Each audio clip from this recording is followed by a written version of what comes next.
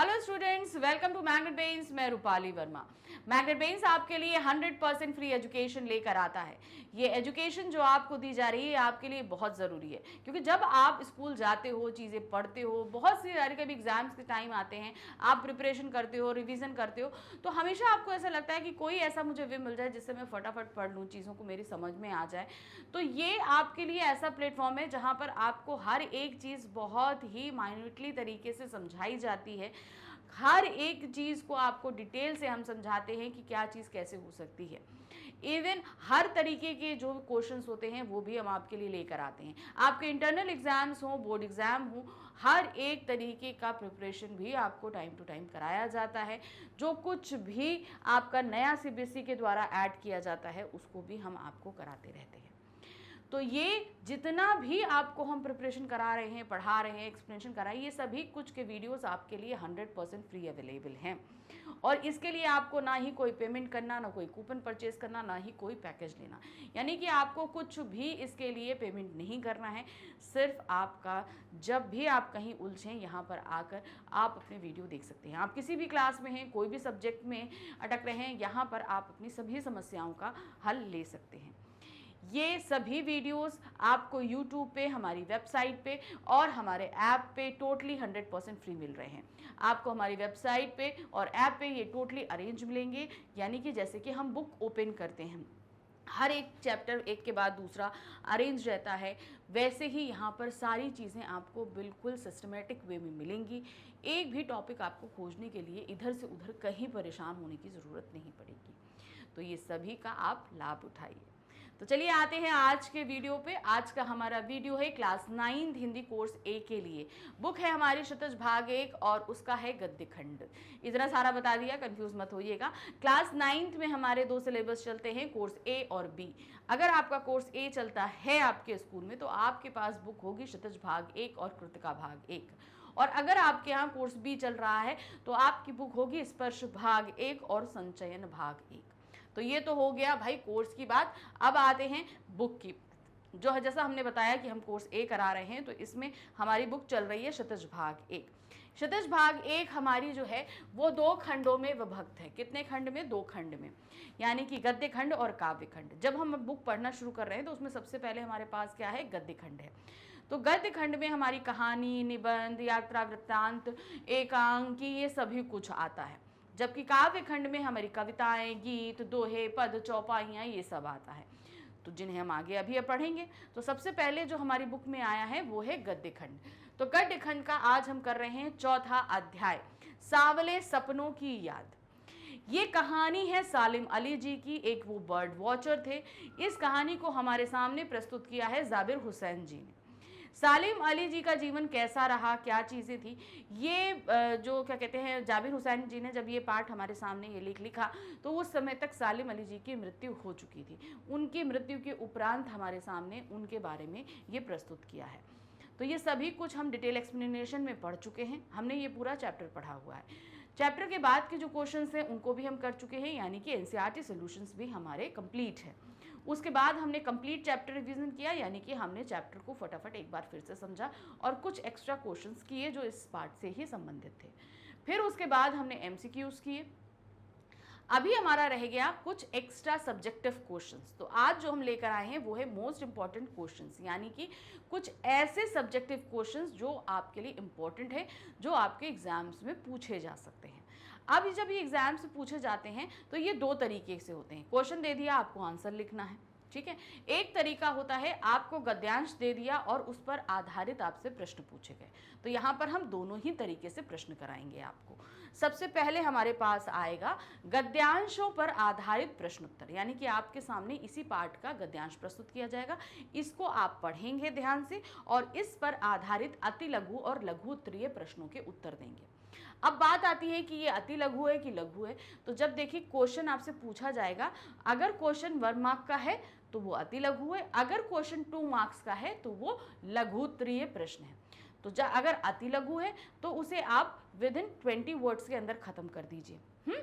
और अगर ये लघु उत्तरीय है तो आप 30 वर्ड्स या 35 वर्ड्स तक जा सकते हो, ठीक है। तो ये आपकी वर्ड लिमिट हो जाएगी। चलिए शुरू करते हैं। सबसे पहला गद्यांश हमारे सामने आ रहा है।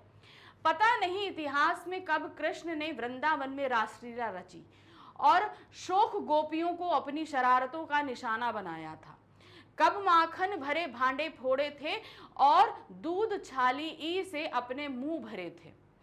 कब वाटिका में छोटे छोटे किंतु घने पेड़ों की छां में विश्राम किया था। कब दिल की धड़कनों को एकदम से तेज करने वाले अंदाज में बंसी बजाई थी और पता नहीं कब वृंदावन की पूरी दुनिया संगीतमय हो गई थी। पता नहीं यह सब कब हुआ था।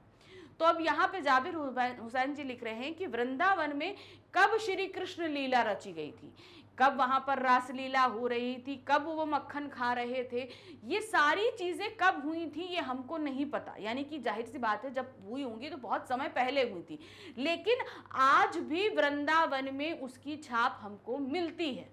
जाते हैं ना आप, अगर वृंदावन जाएंगे, मथुरा जाएंगे, तो श्री कृष्ण की जो मौजूदगी है उसको हम महसूस कर सकते हैं।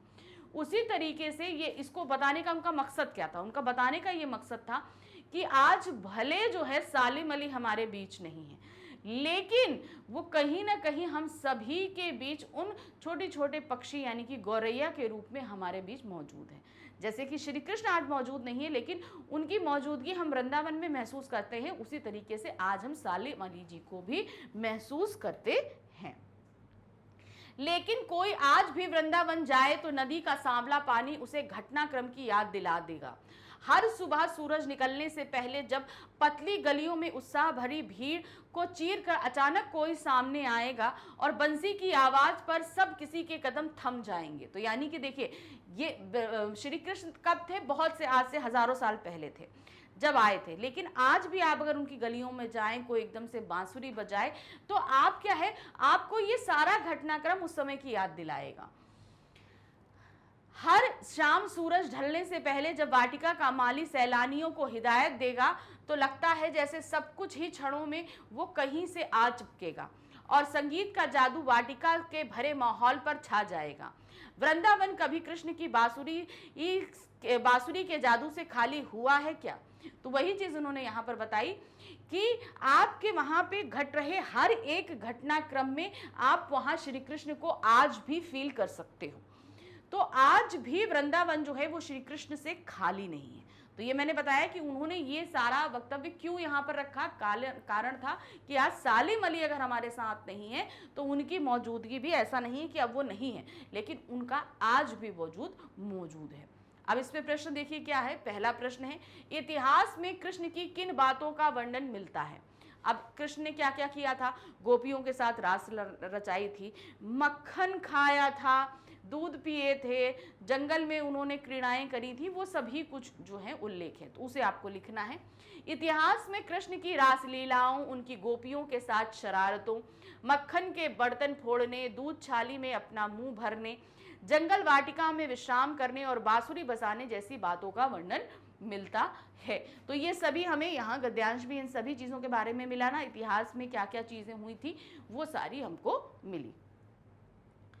प्रश्न संख्या 2 है, वाटिका के माली के हिदायत देने पर कैसा प्रतीत होता है?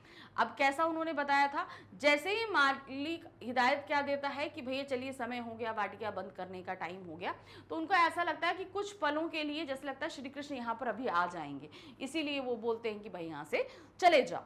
तो क्या है, हर शाम सूरज ढलने से पहले वाटिका का माली जब सैलानियों को हिदायत देता है तो ऐसा लगता है जैसे कुछ ही पलों में कृष्ण यहाँ आ जाएंगे और संगीत का जादू वाटिका के भरे पूरे माहौल पर छा जाएगा।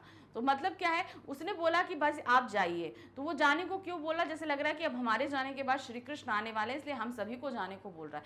जब हम सभी चले जाएंगे तो ये पूरे वाटिका में श्री कृष्ण की संगीत की जो बांसुरी का की जो धुन है, जो संगीत है, वो यहाँ पर गूंजने लगेगा, क्योंकि वहां पर हम श्री कृष्ण को अभी भी कहीं ना कहीं फील करते हैं, इसलिए हमको ऐसा महसूस होगा।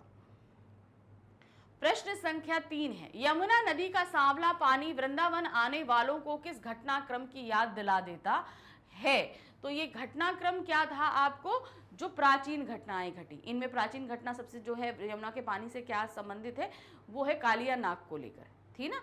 तो क्या है, वर्तमान समय में यदि कोई व्यक्ति वृंदावन आ जाए और यमुना नदी का सांवला पानी उसे कृष्ण के समय के संपूर्ण घटनाक्रम का स्मरण करा देता है कि श्री कृष्ण कैसे यहाँ पर यमुना के पास क्रीड़ाएं किया करते थे, ठीक है ना, वो सभी हमें दिलाता, मतलब एक एक घटनाक्रम हमको याद आता है। जो भी चीज़ें हों, चाहे गोपियों के वस्त्र चुराना हो, चाहे कालिया नाग को मारना हो, चाहे यहाँ पर अपने मित्रों के साथ खेलना हो, चाहे वहाँ पर छोटे छोटे बछड़ों के साथ खेलना हो, सभी कुछ याद दिलाता है। वर्तमान समय में भी लोगों की आंखों के समक्ष प्राचीन काल की घटनाएं साकार होने लगती हैं कि मतलब वहाँ का जो सांवला पानी है वो हमें बहुत कुछ याद दिलाने लगता है। अब हम आ गए हमारे दूसरे गद्यांश पे, पढ़ते हैं। मिथकों की दुनिया में इस सवाल का जवाब तलाश करने से पहले एक नजर कमजोर काया वाले उस व्यक्ति पर डाली जाए जिसे हम सालिम अली के नाम से जानते हैं। उम्र को शती तक पहुंचने में थोड़े ही दिन तो बच रहे थे।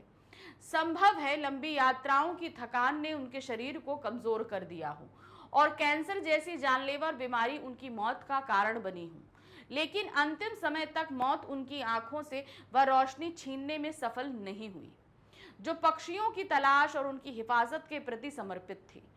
सालिम अली की आंखों पर चढ़ी दूरबीन उनकी मौत के बाद ही तो उतरी थी। तो अब यहाँ पर इन्होंने क्या बताया है, सालिम अली जी के बारे में बता रहे हैं कि हम आगे बढ़ें तो हम ये पार्ट किसके बारे में, सालिम अली जी के बारे में है कि किस तरीके से वो दुबले पतले कमज़ोर शरीर वाले थे। अब उनका शरीर भाई उम्र हो चुकी थी, यानी क्षति होने में अभी कुछ ही समय बाकी था। यहाँ दिया था ना, कुछ ही दिन बचे थे, क्षति होने में कुछ ही दिन बचे थे। क्षति मतलब वो 100 वर्ष के होने वाले थे, इसमें कुछ ही दिन बचे हुए थे। 100 वर्ष के हो जाते, लेकिन उससे पहले ही उनकी मृत्यु हो गई। अब उनका शरीर इतना कमज़ोर क्यों था, क्योंकि वो बहुत लंबी यात्राएं करते थे। यात्राएं करने का कारण था वो एक बर्ड वॉचर थे। अब बर्ड वॉचर क्या होता है, वो पक्षियों के पीछे ज़्यादा से ज़्यादा समय व्यतीत करते हैं। अब इस समय व्यतीत करने के कारण क्या होता है कि उनको पक्षियों के साथ उतना लंबा ये पक्षी यहाँ मिलता है तो यहाँ जाना पड़ता है, ये सारी चीज़ें होती हैं। तो वही उनके कारण उनको लंबी यात्राएं करनी पड़ती थी। फिर उसके बाद उनकी बीमारी ऐसी उनको लग गई, कैंसर लग गया। तो ये सभी जो है वो उनकी मौत का कारण हो सकती हैं। तो या उनकी आंखों में रोशनी, मतलब अभी भी वो, अगर आप मरने के बाद भी उनकी दूरबीन उनके साथ थी। कारण क्या था, वो हर समय पक्षियों के साथ अपना समय बिताना चाहते थे। तो ये चीज़ उनको देखकर भी हमें महसूस हो रही थी। प्रश्न संख्या 1 है इस गद्यांश का, सालिम अली की मौत का कारण क्या था। लंबी यात्राएं, कैंसर, ये सभी बताया है ना उन्होंने। तो देखिए क्या है, सालिम अली कमजोर काया वाले व्यक्ति थी। लंबी यात्राओं पर जाने एवं यात्रा की थकान ने उनके शरीर को कमजोर बना दिया था तथा कैंसर जैसी जानलेवा बीमारी उनकी मौत का कारण बनी। तो देखिए, एक तो शरीर कमजोर हुआ, उसके ऊपर ये बीमारी थी, तो इसके कारण ही इनकी मौत हुई थी। तो कैंसर आप जानते हो जानलेवा है, उसको कोई उपाय नहीं है, और उसके बाद उनकी मृत्यु हो गई थी इससे।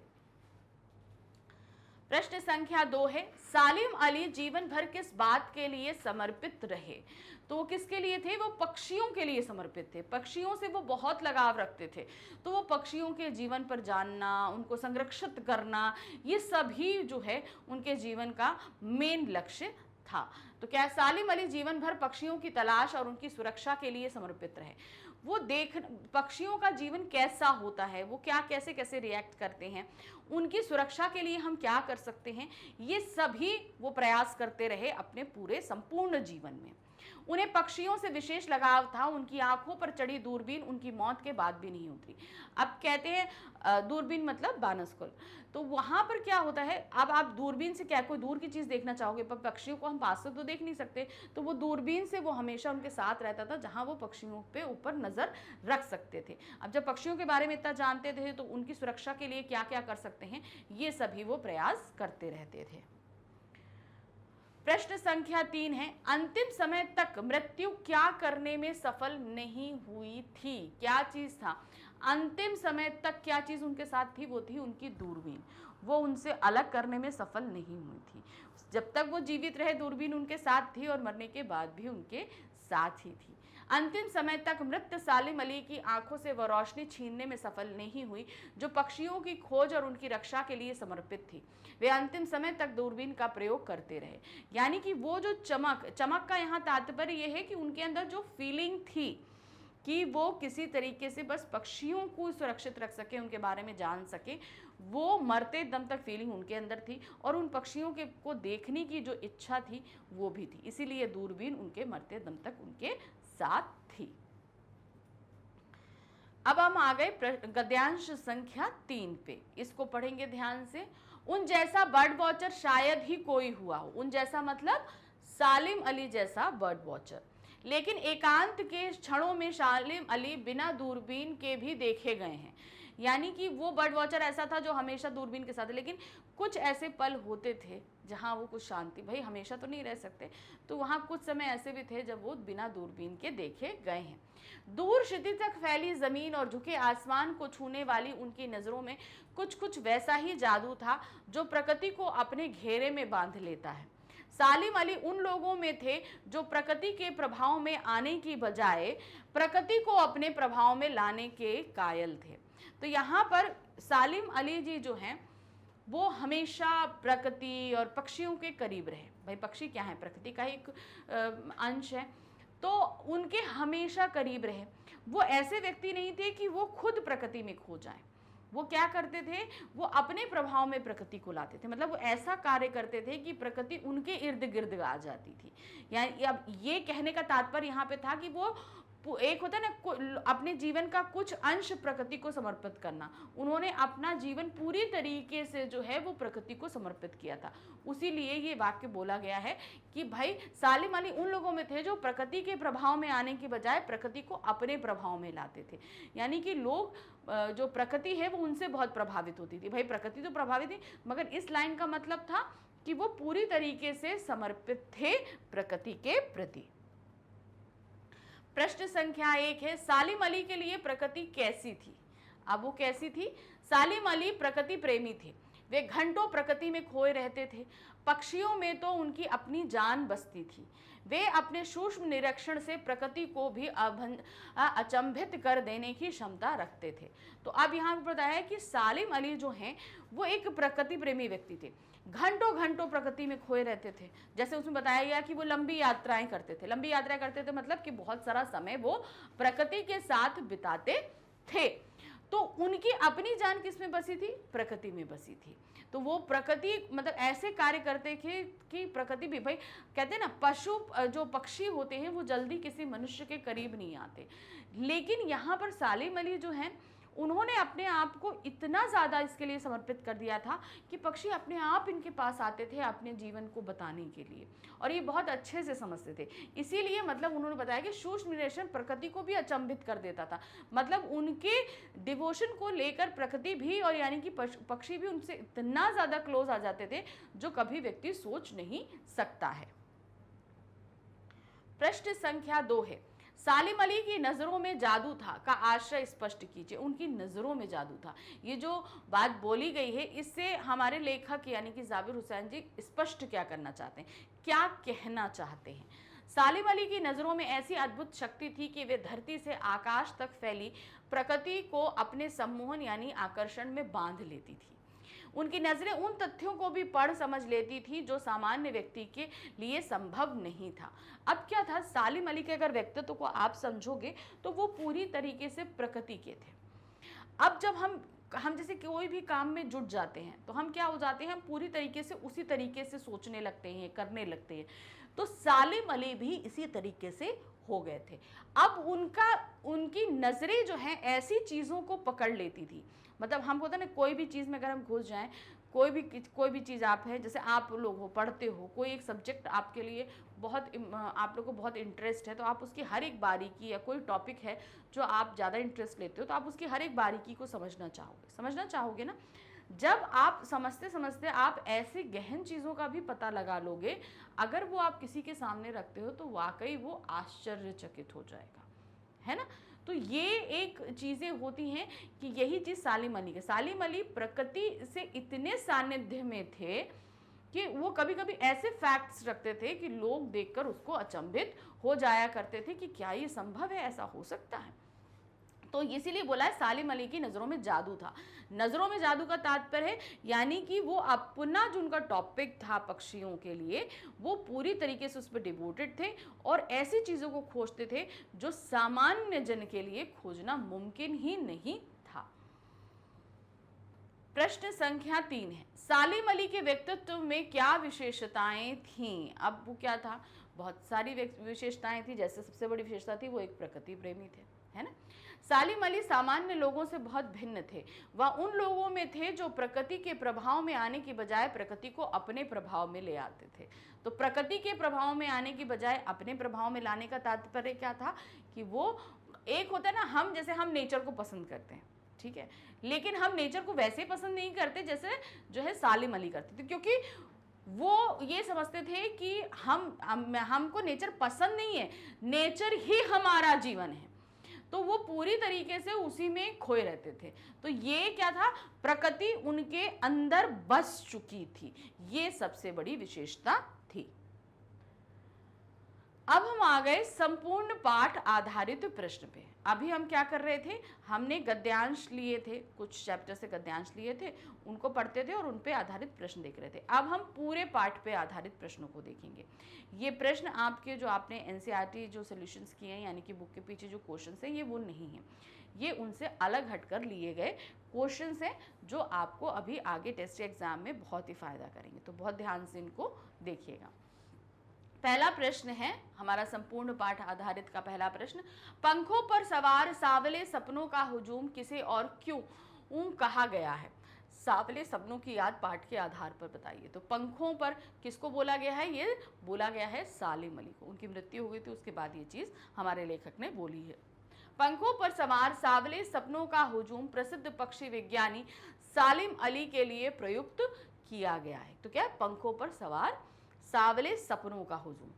मृत्यु के पश्चात वे अपनी तमाम यादों को मौत की खामोश वादी की ओर ले जाते से लग रहे हैं। मतलब अब वो उनकी मृत्यु हो चुकी है, तो जाहिर सी बात है सारी उनकी यादें उन्हीं के साथ ही जा रही हैं। तो ऐसा ही लग रहा है जैसे पंखों पर सवार होके जा रहे हैं, जहां कोई रोक टोक संभव नहीं है। मृत्यु के पश्चात आज भी ऐसा प्रतीत होता है जैसे वे पक्षियों की खोज में निकले हैं और नतीजों के साथ ही लौटेंगे। तो उनका यहाँ पर देखिए, पंखों पर सवार सावले सपनों का हुजूम, ये बोला गया है सालिम अली जी की मृत्यु के बाद के समय को, कि किस तरीके से आज सालिम अली हमारे साथ नहीं है, लेकिन उनकी यादें भी आज हमारे साथ है। जैसे लगता है कि आज भी वो कहीं ना कहीं से आएंगे और वो पक्षियों से संबंधित कोई एक रहस्य, कोई बात हमारे सामने रखेंगे। तो उनकी याद आज भी जो है वो हमारे साथ है, भले वो चले गए हों, यहाँ नहीं है, लेकिन वो आज भी हमारे साथ हैं। हमें लगता है कि वो पक्षियों की खोज में बस किसी यात्रा में गए हैं, कुछ दिन में चले आएंगे, ऐसा लगता है। प्रश्न संख्या 2 है, सालिम अली की दृष्टि में पक्षियों एवं प्रकृति को आदमी की नजर से देखना उनकी भूल क्यों है? अब क्या है, सालिम अली की दृष्टि में, यानी कि जो हमारे बर्ड वॉचर है, उनमें पक्षियों एवं प्रकृति को आदमी की नजर से, उनका यहां मानना था कि अगर कोई पक्षी है तो उसको हमें क्या देखना चाहिए, हमें पक्षी की नज़र से देखना चाहिए। अगर प्रकृति है तो हमें भी प्रकृति का एक हिस्सा बन के ही उसे देखना चाहिए।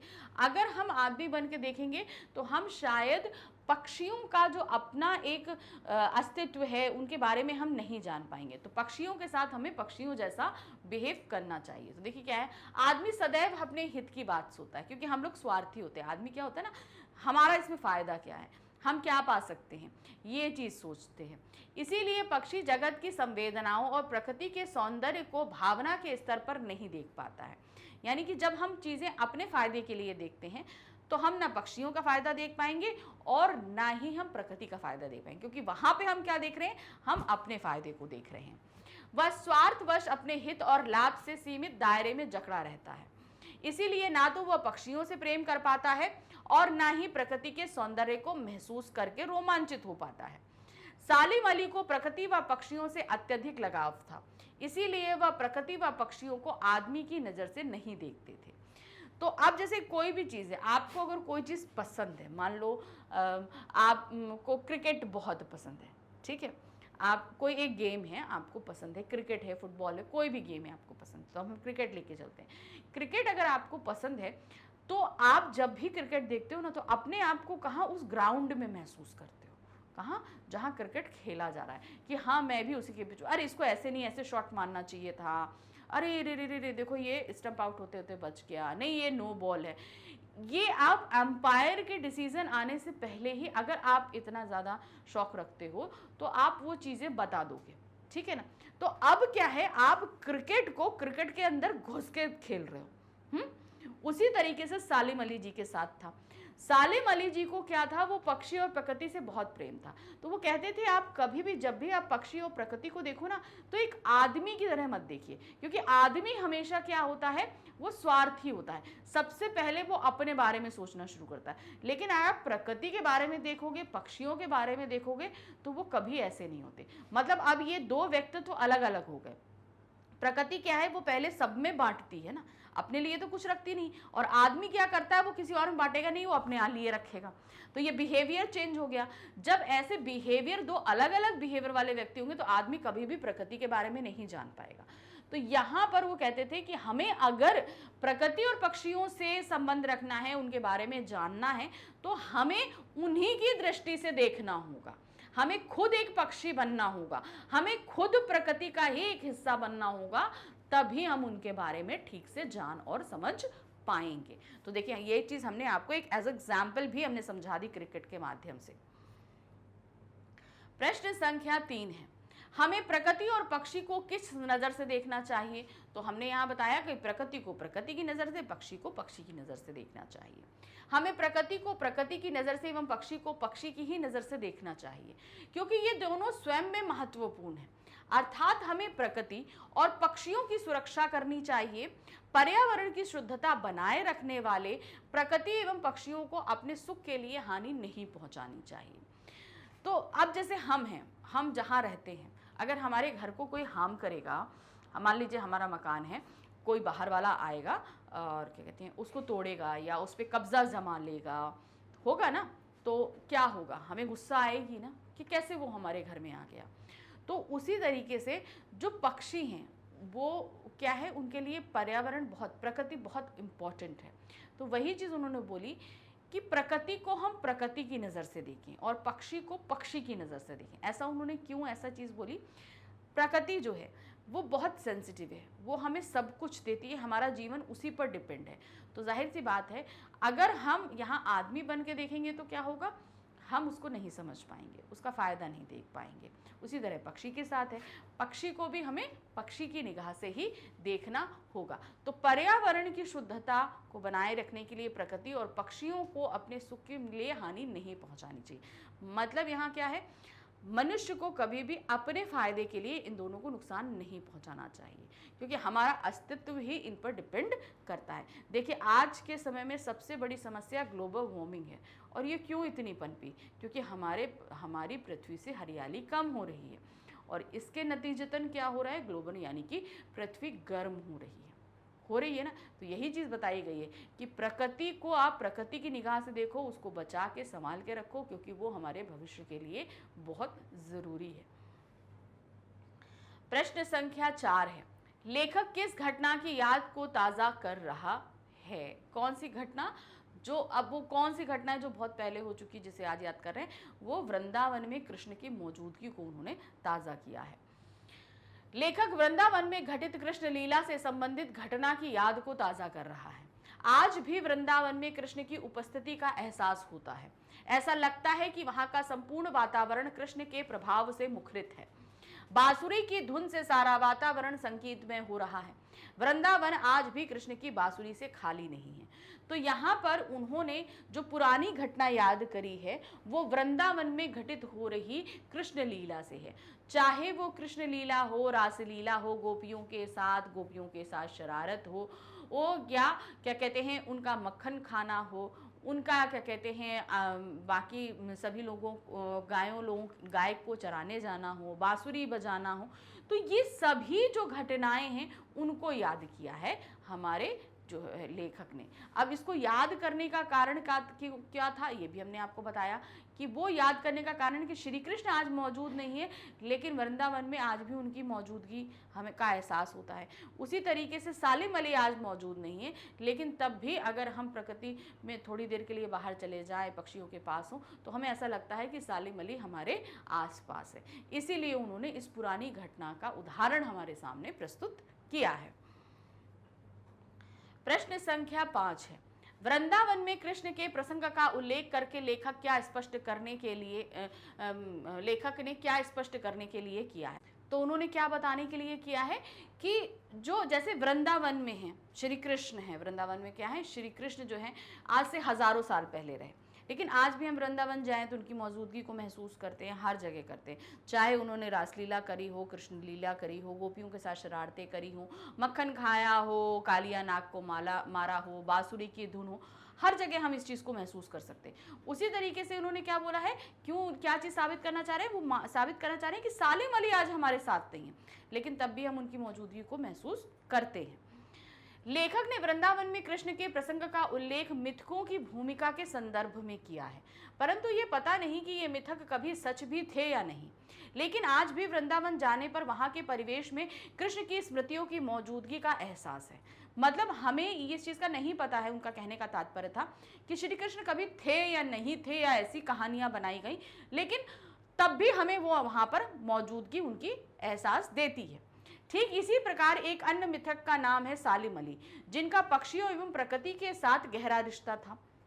जिस प्रकार वृंदावन की कल्पना कृष्ण के बिना संभव नहीं है, उसी प्रकार पक्षी जगत की कल्पना सालिम अली के बिना अधूरी है। तो उन्होंने बोला कि आज जो है सालिम अली मौजूद नहीं है, लेकिन हम तब भी उनको महसूस करते हैं। तो यहाँ पर वो बोल रहे हैं कि कृष्ण एक मिथक थे, तब भी हम उनको मानते हैं, लेकिन सालिम अली भी जो है आज हम पक्षी जगत को उनके बगैर नहीं। अगर हम पक्षियों का नाम लेते हैं तो सबसे पहले हमारे सामने नाम क्या आता है, सालिम अली जी का नाम आता है। तो वही चीज़ उन्होंने स्पष्ट करी है कि कृष्ण की मौजूदगी से वृंदावन का वजूद है, उसी तरीके से पक्षी जगत में भी जो सालिम अली मौजूद होते हैं तो ही उसका अपना वजूद होता है। प्रश्न संख्या 6 है, वृंदावन में कृष्ण की मुरली का जादू हमेशा क्यों बना रहता है, सांवले सपनों के पाठ के आधार पर बताइए। क्योंकि वृंदावन और कृष्ण इन दोनों का अपना एक घनिष्ठ संबंध है। तो हम वृंदावन का नाम आते ही क्या आता है, हमारे दिमाग में श्री कृष्ण आते हैं, और श्री कृष्ण आते ही सबसे पहले उनकी सुरीली माधुरी बांसुरी की धुन आती है ना। तो इसलिए हम कभी भी जो है वृंदावन को कृष्ण की मुरली से अलग नहीं कर सकते हैं। वृंदावन और कृष्ण की मुरली का संबंध अत्यंत घनिष्ठ है। भारतीय श्रद्धालु जब वृंदावन की गलियों में घूमते हैं तो अनायास ही कृष्ण की मुरली का मधुर स्वर उनकी स्मृति को ताजा कर जाता है। क्योंकि वहां पे आप जाओगे ना तो वहां का प्रकृति का ही सुर ऐसा है जैसे लगता है एकदम कुछ ना कुछ संगीत हमेशा बज रहा है। तो वही चीज उन्होंने बोला कि हम गलियों में घूमते घूमते ही उनकी जैसे मुरली को एहसास करने लगते, बजी कहीं नहीं हो लेकिन तब भी हम उसको महसूस करने लगते हैं। वृंदावन में सदैव श्रद्धालुओं का आना जाना लगा रहता है, इसीलिए वृंदावन में कृष्ण की मुरली का जादू भी हमेशा बना रहता है। वहां सूरज निकलने व ढलने के समय अनुभूति होती है कि अभी कन्हैया बांसुरी बजाते हुए प्रकट होंगे।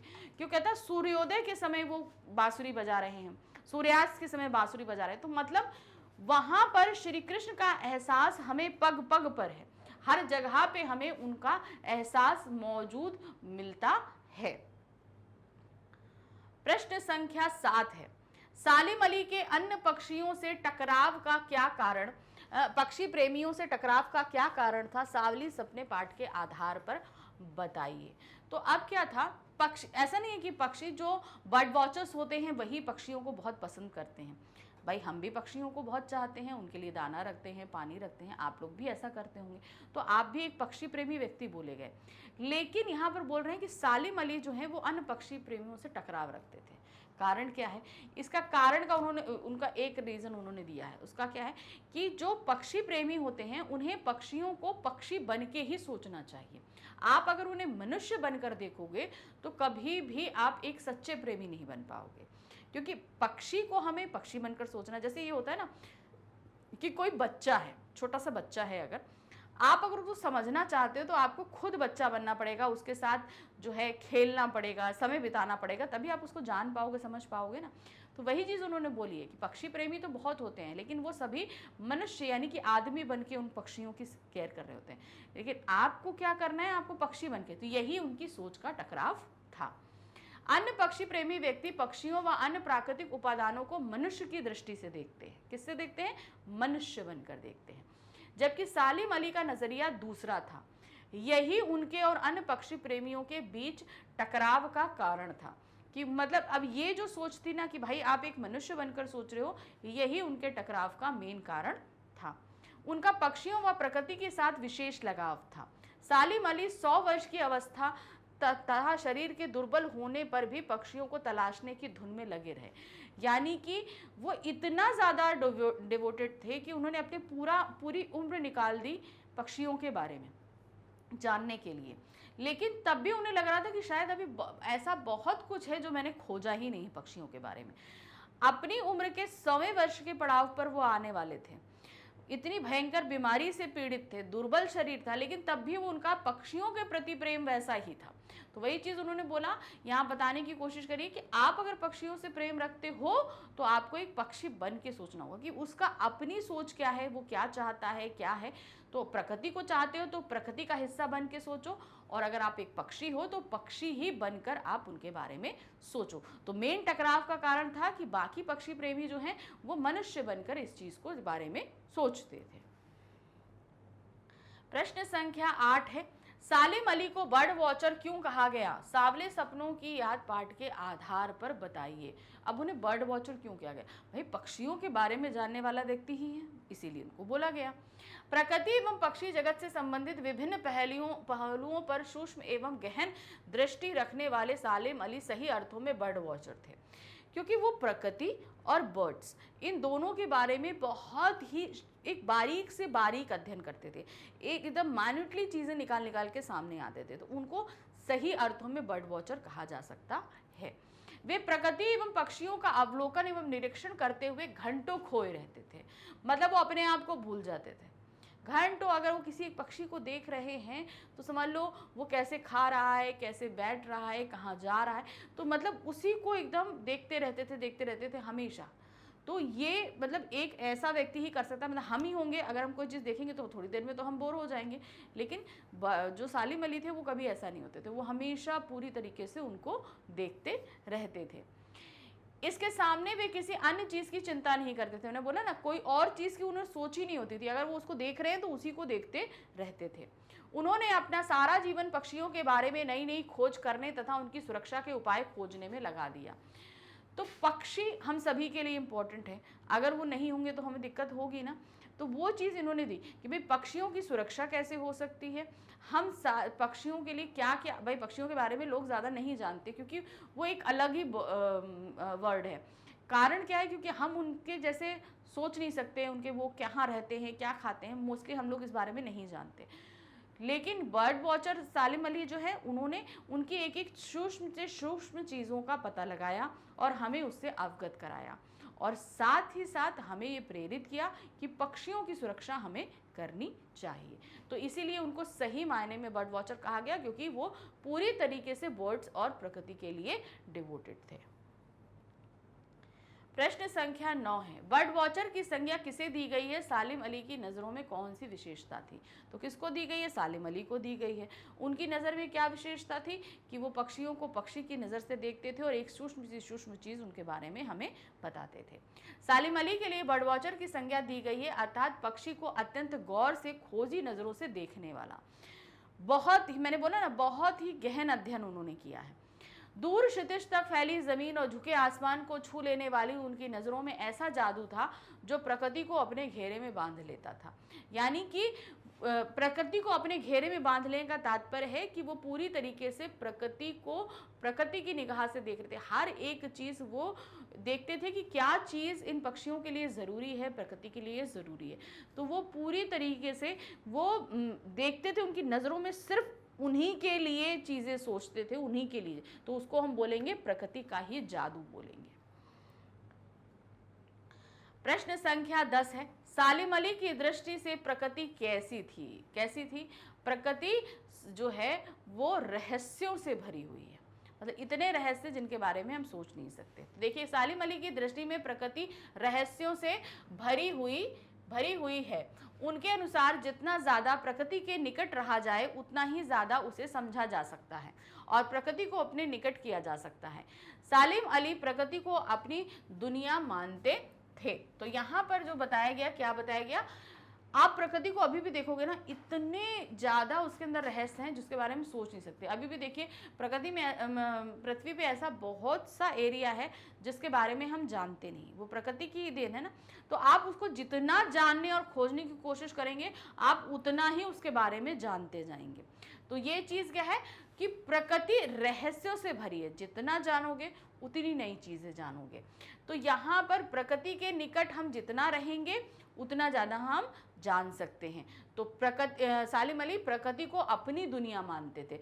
वो जैसे हम लोग अपनी शहरी लाइफ नहीं, वो कहते थे कि जिस समय मैं बर्ड्स को देखने के लिए जंगल में बिताता हूँ समय, ये सारी चीज़ें सबसे ज़्यादा अच्छी होती हैं। प्रश्न संख्या 11 है, सालिम अली ने मनुष्यों को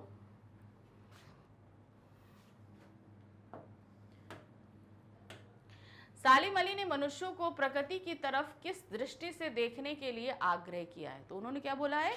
प्रकृति को प्रकृति की दृष्टि से देखिए, है ना। तो देखिए क्या है, सालिम अली ने मनुष्यों को प्रकृति की तरफ प्रकृति की दृष्टि से देखने के लिए आग्रह किया है। मनुष्य को प्रकृति के संरक्षण के बारे में सोचना चाहिए कि हम उसको कैसे बचा के रख सकते हैं। क्योंकि अब ये चीज़ उन्होंने क्यों बोली, आपको पता है कि हमारा अस्तित्व प्रकृति पर ही डिपेंड है। जिस दिन प्रकृति खत्म हुई, पेड़ पौधे पशु पक्षी खत्म हुए, हमारा अस्तित्व भी खत्म हो जाएगा। प्रकृति से ही प्राणी जीवन संभव है, हमने बताया अभी आपको। इसीलिए मनुष्य द्वारा केवल अपने हित के लिए प्रकृति का उपयोग उचित नहीं है, बल्कि हमें प्रकृति से प्रेम करना चाहिए। तो हमारा अस्तित्व किस लिए संभव है? क्योंकि प्रकृति है। जिस दिन प्रकृति खत्म हुई, हमारा अस्तित्व खत्म। तो यहाँ पर ये बोल रहे हैं कि हमें सिर्फ अपने फायदे के लिए नहीं करना है कि नहीं हमारा फायदा है इसीलिए हम प्रकृति से जितनी चीज़ें ले सकते हैं ले। हमें क्या है, प्रकृति से प्रेम करना चाहिए। अगर कोई चीज़, अब यहाँ पर इसको ऐसे आप समझो, अगर कोई चीज़ आपके लिए बहुत इम्पॉर्टेंट है, जैसे मम्मी है, पापा हैं, बहुत ज़्यादा इम्पॉर्टेंट है आपके लिए, तो सिर्फ ज़रूरत तक इम्पॉर्टेंट है कि वो आपकी नीड्स पूरी कर रहे हैं, इसीलिए आप उनको चाहते हो और उनके साथ हो। जिस दिन आप अपने में कैपेबल हो जाओगे, आपके लिए वो मम्मी पापा मायने नहीं रखेंगे, बिल्कुल नहीं। क्यों? क्योंकि वो हमारा अस्तित्व उनकी वजह से है। तो हमारा मान सम्मान, इज्जत, प्रेम सभी कुछ उन पर डिपेंड करता है, सभी, है ना। चाहे हम जितना भी कैपेबल हो जाएं, मगर इस चीज़ को हम नहीं झुठला सकते कि हमारा अस्तित्व हमारे माँ बाप के बगैर संभव नहीं था। तो आज वो हमारी नीड्स पूरी कर रहे हैं, हमारी ज़रूरतें पूरी कर रहे हैं। हम सिर्फ इसलिए देखभाल नहीं करें, हम इसलिए देखभाल करें, इसलिए प्यार करें क्योंकि वो हमारे लिए सब कुछ है ना। तो यहाँ पर सिर्फ ज़रूरतों के लिए हमें किसी से प्यार नहीं करना चाहिए, प्रकृति से खास तौर से हमें उससे प्रेम करना चाहिए। नेक्स्ट क्वेश्चन है क्वेश्चन नंबर 12। सालिम अली ने अपने लिए कौन सी दुनिया गढ़ी थी? इस दुनिया को रचने में किसने उनकी सहायता करी थी? तो वो दुनिया क्या थी? वो थी पक्षियों की दुनिया, है ना। सालिम अली ने अपने लिए प्रकृति के आंगन में खेलते पक्षियों की रहस्यमय दुनिया गढ़ी थी। मतलब वो पक्षियों से इतना प्यार करते थे, पक्षी ही उनके आसपास रहे। सालिम अली को प्रकृति में हंसता खेलता रहस्य दिखाई देता था। वह प्रकृति और पक्षियों को ही अपनी दुनिया मानते थे। इस दुनिया को रचने में उनकी पत्नी तहमीना ने उनकी अत्यधिक सहायता की थी। तो कहते हैं ना, अब उन्होंने विवाह किया, अगर उनकी पत्नी उनके साथ नहीं होती तो शायद वो इतना डिवोटेड बर्ड वॉचर नहीं बन पाते। उनकी वाइफ ने उनकी बहुत ज़्यादा मदद करी, क्योंकि वो उनकी कॉलेज फ्रेंड भी थी, फिर उन्होंने शादी करी। तो वो उनके क्या कहते हैं उसको लक्ष्य को जानती थी, उनके पैशन को जानती थी कि उनका पैशन क्या है। वो है क्या? नेचर है, बर्ड्स है, उनके लिए वो ज़्यादा केयरफुल रहते हैं। तो ये दुनिया उनके लिए बहुत, ये जो पक्षियों की दुनिया थी, ये उनके लिए बहुत इम्पोर्टेंट थी और इसको उनका साथ मिला था उनकी पत्नी तहमीना का। प्रश्न संख्या 13 है, सालिम अली ने पर्यावरण की सुरक्षा के लिए क्या किया है? अब उन्होंने क्या किया था, वो साइलेंट वैली पे जो रेगिस्तान की जो गर्म हवाएं आ रही थी, जिससे उन्हें डर था कि इस वैली समाप्त हो जाएगी, तो इसके लिए वो तत्कालीन प्रधानमंत्री चौधरी चरण सिंह से भी मिले थे। तो देखिए क्या है, सालिम अली ने पक्षियों की खोज, उनके अध्ययन एवं सुरक्षा की हमेशा वकालत की। कहीं पे भी अगर प्रकृति सुरक्षित की जा सकती है, उनका देखभाल की जा सकती है, तो हमेशा उसके लिए वो आगे रहते थे। वे केरल की साइलेंट वैली के पर्यावरण को उजड़ने से रोकने का अनुरोध लेकर तत्कालीन प्रधानमंत्री चौधरी चरण सिंह से भी मिले थे कि भाई हम ये कर सकते हैं ताकि केरल की साइलेंट वैली जो है समाप्त नहीं हो, क्योंकि अगर प्रकृति खत्म होगी तो पक्षी अपने आप खत्म हो जाएंगे, होगा ना। तो प्रकृति को बचाना पहले ज़रूरी है, तो पक्षी अपने आप बचे रहेंगे। तो उस साइलेंट वैली को बचाने के लिए वो उस समय के जो प्रधानमंत्री थे चौधरी चरण सिंह जी से वो मिले थे, क्योंकि चौधरी चरण सिंह जी खुद एक जो है प्रकृति प्रेमी व्यक्ति थे। वो एक किसान थे, तो जाहिर सी बात है ज़मीन से जुड़े व्यक्ति थे, तो उनको लगा सालिम अली जी को कि वो हमारी बात को समझेंगे, इसलिए उनसे मिले थे। उन्होंने हिमाचल और लद्दाख की बर्फीली वादियों में रहने वाले पक्षियों के कल्याण के लिए प्रशंसनीय कार्य किया। अब देखिए, जो एक्सट्रीम वेदर वाले एरियाज थे, यानी कि हिमाचल और लद्दाख, जहाँ पर बहुत ही ज़्यादा ठंडक होती है, बर्फ़ होती है, तो वहाँ पे भी पक्षियों को बचाए रखने के लिए बहुत सारे कोशिशें करनी पड़ती हैं, क्योंकि वेदर जैसे ख़राब होता है पक्षियों को भी नुकसान हो सकता है। तो उनको हाइबिटेशन के लिए उनके जो है व्यवस्था करना, चीज़ें इतनी प्राकृतिक उनको सारी आवरण मिलते रहें, इन सारी चीज़ों के लिए व्यवस्था करना, ये सभी सालिम अली जी ने किया था। प्रश्न संख्या 14, फीडा अपनी प्रति के बारे में कुछ भी लिख पाने में असमर्थ क्यों महसूस कर रही थी? तो यहाँ पर फ्रीडा डॉक्टर D.H. लॉरेंस की वाइफ थी। वो भी D.H. लॉरेंस भी एक बर्ड वॉचर थे। तो जब उनसे पूछा गया कि आप अपने पति के बारे में कुछ कहिए, तो उन्होंने बोला कि भाई मैं अपने पति को उतना नहीं जानती जितनी छत पर बैठी गौरैया उनके बारे में जानती है, इसलिए मैं इनके बारे में बोलने या कहने में असमर्थ हूँ। तो ये कहने का तात्पर्य उनका ये था कि मेरे पति ने जो है ना वो पूरी तरीके से किसकी प्रति डिवोटेड थे, वो स्पैरो यानी कि गौरैया की तरफ बहुत ही ज़्यादा डिवोटेड थे। तो मैं उनके बारे में इतना नहीं जानती जितना गौरैया, यानी कि वो अपना ज़्यादातर समय उन पक्षियों के बीच में गुजारते थे। फ्रीडा को ऐसा लगता था उनके पति के बारे में उनसे ज़्यादा उनकी छत पर बैठने वाली गौरैया जानती है, क्योंकि उनके पति D.H. लॉरेंस का प्रकृति से बहुत गहरा लगाव था और सघन संबंध भी। फ्रीडा को लगता था कि उनके प्रति लॉरेंस का जितना समय प्रकृति और पक्षियों के बीच बीता उतना उनके साथ नहीं बीता, यानी कि उतना समय उन्होंने उनके साथ बिताया ही नहीं कि हम उनको जान पाते। वो ज़्यादातर समय किसके साथ बिताते थे? वो पक्षियों के साथ बिताते थे। इसलिए मैं उनके बारे में इतना लिखने में समर्थ नहीं हूँ जितना ये सभी पक्षी उनके बारे में जानते हैं। सॉरी। प्रश्न संख्या 15 है, आश्रय स्पष्ट कीजिए। अब क्या है, यहाँ पर हमारे सामने 3 ऐसे वक्तव्य दिए गए हैं जिन्हें हमें पढ़ना है और इसके पीछे लेखक हमसे कहना क्या चाह रहे हैं वो हमको बताना है। तो पहला वक्तव्य है, वो लॉरेंस की तरह नैसर्गिक जिंदगी का प्रतिरूप बन गए थे।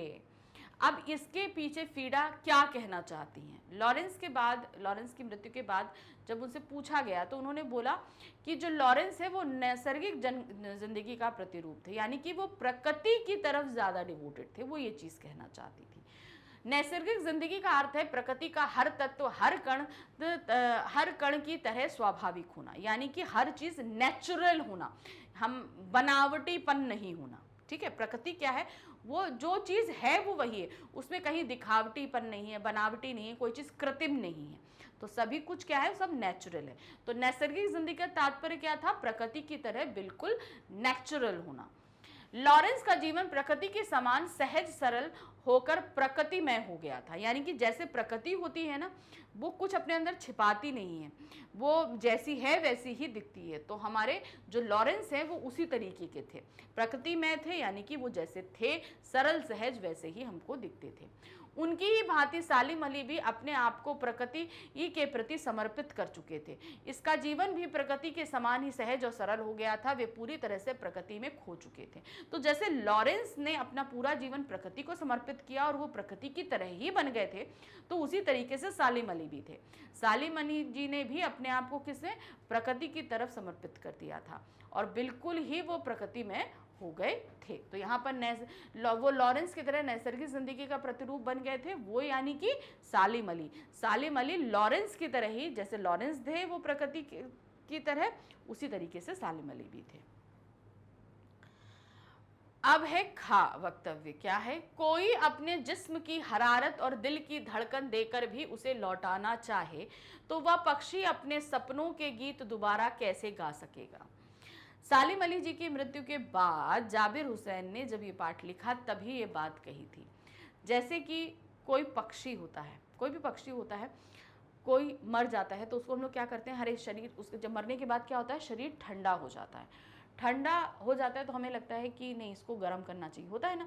तो हम क्या करते हैं, अपने शरीर की हरकत, हम जितने गर्म हैं अपने शरीर के करीब उसको ले आते हैं कि हाँ अब ये थोड़ा हमारी गर्माहट पाएगा, सही हो जाएगा। तो उसको रगड़ेंगे, सब करेंगे, ताकि वही अपने जिस्म की हरारत और दिल की धड़कन, हम अपने जिस्म की जो हरारत है, गर्मी दे दें और अपनी दिल की धड़कन भी निकाल कर दे दें। तो वो पक्षी अपने सपनों के गीत दोबारा कैसे, तो वो पक्षी कौन था, वो पक्षी हैं सालिम अली। हम चाहें उनको जितना भी कुछ दे दें, अब वो लौट कर दोबारा नहीं आ पाएंगे। जैसे एक पक्षी मर जाता है, मर जाने के बाद उसको तो हम जीवित नहीं कर सकते, हम चाहे जितना प्रयास कर लें। तो वही सालिम अली जी के लिए। लेखक प्रस्तुत कथन के माध्यम से बताना चाहता है कि सालिम अली रूपी पक्षी की मृत्यु हो चुकी है। उनके अब सपने मौलिक थे, यानी कि जो ठोस होते हैं, जो एक्चुअल प्रैक्टिकली होते हैं। वैसे पक्षी प्रेमी अब इस दुनिया में दोबारा जन्म नहीं लेगा। आशय यह है कि जैसे सालिम अली पक्षियों की हिफाजत के प्रति समर्पित थे, वैसी कोशिश करके भी उनके समान किसी पक्षी प्रेमी को उत्पन्न नहीं किया जा सकता। यानी कि अब तो वो मर चुके हैं, उन जैसा कोई पक्षी प्रेमी नहीं हो सकता। हम चाहे जितना प्रयास कर लें, वैसा कोई पक्षी प्रेमी दूसरा अब पैदा नहीं हो सकता है। तीसरा हमारे पास में वक्तव्य है, सालिम अली प्रकृति की दुनिया में एक टापू बनने की बजाय अथाह सागर बनकर उभरे। अब ये भी बात उन्होंने तभी बोली सालिम अली जी की मृत्यु के बारे में। चाहते तो वो थोड़ी सी चीज़ों को गेन करके, नॉलेज करके वो लिख सकते थे, फेमस हो जाते, लेकिन उन्होंने इतना ज़्यादा जानकारियाँ एकत्र करी और हमें बनाया, तो वो मतलब उसको अथाह सागर का नाम उन्होंने दिया है। सालिम अली ने स्वयं को किसी स्थान विशेष या जीव विशेष से बांधकर नहीं रखा, यानी कि नहीं हम पर्टिकुलर इसी पक्षी के बारे में जानेंगे, इसी पक्षी के बारे में करेंगे, ऐसा नहीं किया। सिर्फ इसी जगह के पक्षियों के बारे में जानेंगे, तो उन्होंने अपने आप को किसी एक जगह पर बांधा नहीं और ना ही किसी एक पक्षी में बांधा। उन्होंने प्रकृति के विशाल प्रांगण में बिखरे अनुभवों को अपने समृद्ध किया, यानी कि उन्होंने सभी जगह जाके जो है वो जानने की कोशिश करी। वे अथाह सागर की भांति प्रकृति में अबाध गति से चलते रहे। उन्होंने अपने आप को किसी भी प्रकार की सीमा में बांधकर नहीं रखा। तो ये नहीं है भाई, देखिए पक्षी क्या होता है, कोई भी पक्षी होता है वो किसी एक जगह से बंध के नहीं रहता, वो उड़ता रहता है अपनी जगह से, कुछ दिन एक जगह पर रहेगा, कुछ दिन दूसरी जगह पर रहेगा, ऐसा होता है। तो उसी तरीके से सालिम अली थे, उन्होंने अपने आप को एक जगह बांध के नहीं रखा। बांध के रखते तो हम एक जगह पे ही सीमित हो जाते, यानी कि टापू पे। लेकिन उन्होंने क्या किया, उन्होंने हर जगह जाकर जानने की कोशिश करी, हर पक्षी के बारे में जानने की कोशिश की और सारी नॉलेज हमारे सामने निकाल के रखी। तो चाहते तो वो अपने आप को एक जगह सीमित कर सकते थे और उतनी जगह के पक्षियों के बारे में या पर्टिकुलर एक पक्षी के बारे में वो हमें को जानकारी देते, तो वो एक टापू की तरह हो जाते। लेकिन उन्होंने अपने आप को क्या किया, नहीं बांधा और हमको जैसे एक अथाह सागर होता है, चारों तरफ घूमता रहता है, उसी तरीके से अपने आप को रखा और उसी अथाह सागर के समान हमको जानकारी भी प्रदान करी, क्योंकि वो जितना इन पक्षियों के पीछे गए उतना ही हमको जानकारियां भी उन्होंने प्रदान करी थी। तो इस क्वेश्चन के साथ ये पूरा चैप्टर हमने यहाँ समाप्त किया। आई होप आपको समझ में आ गया होगा कि कैसे कैसे क्वेश्चंस आ रहे हैं। तो इसी तरीके से हम आगे भी चैप्टर्स आपके लिए लेकर आते रहेंगे। बस हमारी रिक्वेस्ट ये है कि जब भी आपके लिए आपके एग्ज़ाम या टेस्ट में कोई भी चैप्टर आता है जिसे आपको तैयार करना है, तो सबसे पहले आप जो है वो पढ़िएगा चैप्टर, क्योंकि तब आपसे एमसीक्यूज पूछे जाएं या सब्जेक्टिव क्वेश्चन पूछा जाए, गद्यांश पद्यांश पूछा जाए, कुछ भी पूछा जाए, आप बहुत ईजी वे में कर लोगे। इसीलिए मैं हर वीडियो में आपको ये चीज़ बोलती हूँ कि चैप्टर पढ़ना मस्ट है। तो चैप्टर पढ़िए, डिटेल एक्सप्लेनेशन देखिए, एनसीईआरटी सॉल्यूशन देखिए, कंप्लीट चैप्टर रिवीजन है, एमसीक्यूज है, सब्जेक्टिव मोस्ट इंपॉर्टेंट क्वेश्चंस है। फिर इसके अलावा टाइम टू टाइम जब आपका एग्जाम आएगा तो आपके लिए सैम्पल पेपर्स वगैरह भी हम लेकर आते रहेंगे। तो ध्यान रखिए, बहुत ही ध्यान से आपको सारी चीज़ें पढ़नी और समझनी है, ठीक है ना। तो चलिए अभी नेक्स्ट चैप्टर के साथ मिलेंगे। Thank you for watching, bye bye.